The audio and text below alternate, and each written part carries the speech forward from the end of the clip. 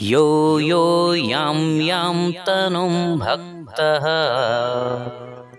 श्रद्धयार्चितुमिच्छति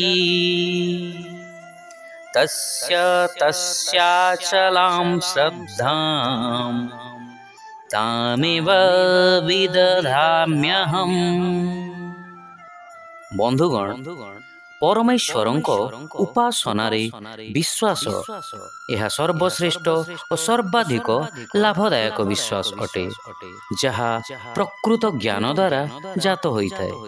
किंतु संसार रे आमे स्वर्गर देवता मानकर असंख्य भक्त देखिबाकू पाइथाउ, जो माने अविचल श्रद्धार सहित सेमानंको भक्ति करिथांती।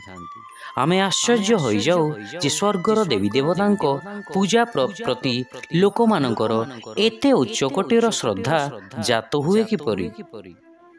तार उत्तर प्रभु श्रीकृष्ण एई श्लोकरे देउछन्ति। प्रभु श्रीकृष्ण कहउछन्ति जे स्वर्गर देवतांको प्रति विश्वास मध्य से ही उत्पन्न करिथांती।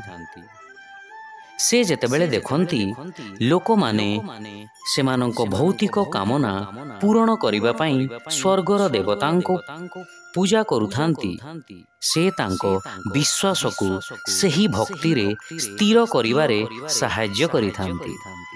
तांको भक्त मानंको ठारे तांको प्रति भक्ति उत्पन्न कराइबा पई देवता मानंकर निजस्व शक्ति न थाए एवं सेई भक्ति सेमानंको हृदय रे निवास करिबारे परमात्मा श्रीकृष्ण ताहा उत्पन्न कराइथांती। आपणଙ୍କ मनरे प्रश्न उठिपारे बंधुगण जे भगवान काहींकी स्वर्गर देवता मानंक प्रति श्रद्धा उत्पन्न कराइथांती जेतेबेले कि सेही श्रद्धार पात्र अनुपयुक्त अटंती। यह सेहीपरि अटे जेपरि जणे माता पिता निज संतान को गोटे कंढेई देई ताकू वास्तविक पिलाटीए परि स्नेह करिबाकू आग्रह करिथांती। पितामाता जानिथांती तांको संतानर खेलनाटु प्रति स्नेह तार अज्ञानता अटे, तथापि सेमाने ताकू खेलनाटु देई खेलनाकू भल पाइबाकू एवं ता सहित खेलिबाकू ताकू प्रोत्साहित करिथांती।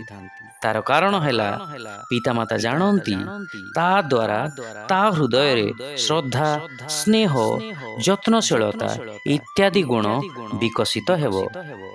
सेहीपरि भौतिक लाभ पई व्यक्ति स्वर्गर देवी देवतांको पूजा कले भगवान तांकर श्रद्धा को मध्य बढ़ाई थांती।